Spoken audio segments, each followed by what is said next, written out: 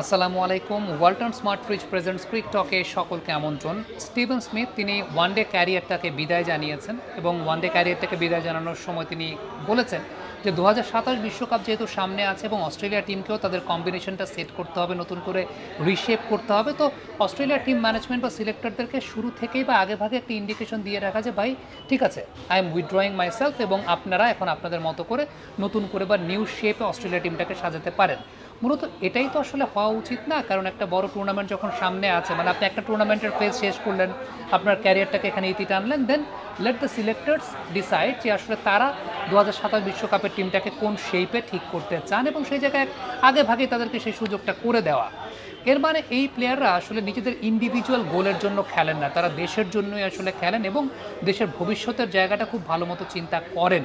এবং এই যে কালচার ওয়াইজ অস্ট্রেলিয়ান ক্রিকেট কালচারের এই ব্যাপারটা কিন্তু খুব উল্লেখযোগ্য ব্যাপার। দেখেন অ্যাডাম গিলক্রিস্ট যে সময়টা রিটায়ারমেন্টে গেছেন কিংবা ম্যাথিউ হেইডেন যে সময়টা রিটায়ারমেন্টে গেছেন, তারা কিন্তু ফর্মেই ছিলেন, তারা ফর্মে থাকা অবস্থাতে তারা রিটায়ারমেন্টে গেছেন এবং এই কারণেই গেছেন যে কারণ সামনে তাদের নেক্সট বড় ইভেন্টটা কি, নেক্সট বড় আইসিসি ইভেন্টটা কি, সেই সময়টাতে তিনি আসলে কতটুকু সার্ভিস দিতে পারবেন সেই প্রেক্ষাপটটা বিবেচনা করে আসলে তরুণদেরকে এস্টাবলিশ করাটা কিংবা টিম কম্বিনেশন সেট করাটা যেটা খুব গুরুত্বপূর্ণ, এই কাজটাই আসলে তারা এই জায়গাটায় করেছেন।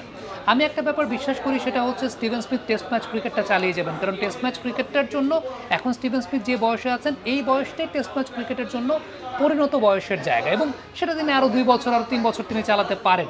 কিন্তু সাদা বলার ক্রিকেট যদি আমরা চিন্তা করি, সেই জায়গাটাতে সিলেক্টরদেরকেও এই সুবিধাটা দিয়ে দেওয়াটা খুব গুরুত্বপূর্ণ যে না ঠিক আছে, সাদা বলের ক্রিকেটে বা ওয়ান ডে ফরম্যাট বিবেচনা করলে আমার যেহেতু পরবর্তী বিশ্বকাপটা যে সময়টায় হচ্ছে সেই সময়টা আমার ফর্মের পিকে থাকার খুব বেশি সম্ভাবনার জায়গাটা নাই, বা একটা ক্রিকেটিং নেশনের যেটা হয় যে আলটিমেটলি আপনি যদি আপনার জায়গাটা না ছাড়েন, জেনারেশন গ্যাপটা অনেক বেশি মাত্রায় ভোগায়, যেটা আমাদের বাংলাদেশ ক্রিকেটকে আসলে ভোগাচ্ছে এই মুহূর্তে। দেশ জুড়ে তোলপাড় ওয়ালটন ফ্রিজ কিনে হতে পারেন মিলেনিয়ার। এছাড়াও রয়েছে লক্ষ লক্ষ টাকার ক্যাশ ভাউচার সহ কোটি টাকার নিশ্চিত উপহার। আমাদের জেনারেশন গ্যাপটা কেন ভোগাচ্ছে? কারণ আমাদের ক্রিকেটটা অনেক বেশি মাত্রায় আমাদের সিনিয়র ক্রিকেটারদের উপর নির্ভরশীল ছিল দেখে আমাদের তরুণ ক্রিকেটারদেরকে আমরা ফ্লারিশ করার সুযোগ দিতে পারিনি, তারা ফ্লারিশড হওয়ার সুযোগ পান নাই। কারণ সবসময় দেখা গেছে যে আমাদের সিনিয়র ক্রিকেটাররাই ম্যাক্সিমাম নাম্বার অফ রেসপন্সিবিলিটিস তারাই ক্যারি করেছেন এবং জিম্বাবুয়ে বলেন, আয়ারল্যান্ড বলেন বা একটু খর্বশক্তির আফগানিস্তান, যেটা এখনকার আফগানিস্তান তো বেশ শক্তিশালী, কিন্তু আপনি ২-৩-৪ বছর আগের আফগানিস্তান যদি চিন্তা করেন, তারা কিন্তু এত শক্তিশালী আফগানিস্তান ছিল না।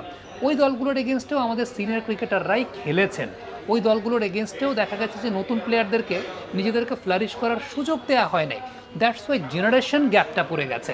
আমার কাছে ব্যক্তিগতভাবে মনে হয় যে এই জেনারেশন গ্যাপটা এটাই বাংলাদেশের ক্রিকেটের সবচেয়ে বেশি ক্ষতি করেছে, যে আমাদের জেনারেশন গ্যাপটাকে আমরা পড়তে দিয়েছি এবং এটাকে কাভার আপ করার মতো নতুন জেনারেশনের প্লেয়ার প্রডিউস হয় না। এখন স্টিভেন স্মিথ যে এই জায়গাটা অবশ্য গ্রহণ করলেন, দ্যাট মিন্স কি নেক্সট অস্ট্রেলিয়ার যে সমস্ত দ্বিপাক্ষিক সিরিজগুলো হবে সেই দ্বিপাক্ষিক সিরিজগুলোতে স্টিভেন স্মিথের জায়গায় নতুন একজন প্লেয়ার নিজেকে এস্টাবলিশ করার মতো সুযোগ পাবেন সামনে ২০২৭ বিশ্বকাপ কেন্দ্র করে, যেটা আসলে আমাদের ক্রিকেটে আমরা ওইভাবে করতে দিতে পারিনি। এবং ওই যেটা বলছিলাম যে জেনারেশন গ্যাপটা যাতে না হয়, এই কারণেই কিন্তু এই ক্রিকেটাররা সেই পদক্ষেপটা আসলে নেন।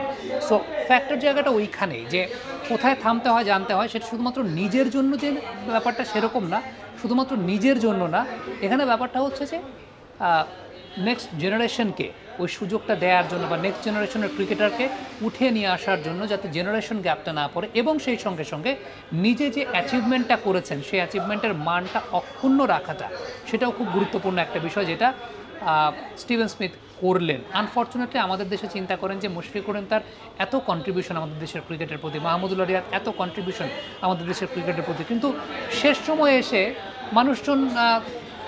মানুষজনের চক্ষুশূল হয়ে যাচ্ছেন। চক্ষুশূল তারা এই কারণে হচ্ছেন, ওই যে তারা যে অবদানটা রেখেছেন আমাদের ক্রিকেটে সেটার মানটা অক্ষুণ্ণ রাখার জায়গাটায় হয়তোবা তারা ক্যালকুলেশনে ভুল করছেন কিনা, তারা দ্বিতীয়বার ভাববেন কিনা বিষয়টা নিয়ে, সেটা অনেক বড় প্রশ্নের জায়গা। কমেন্ট বক্সে আপনাদের মন্তব্য মতামত জানতে চাই, লেখা পাঠাবেন।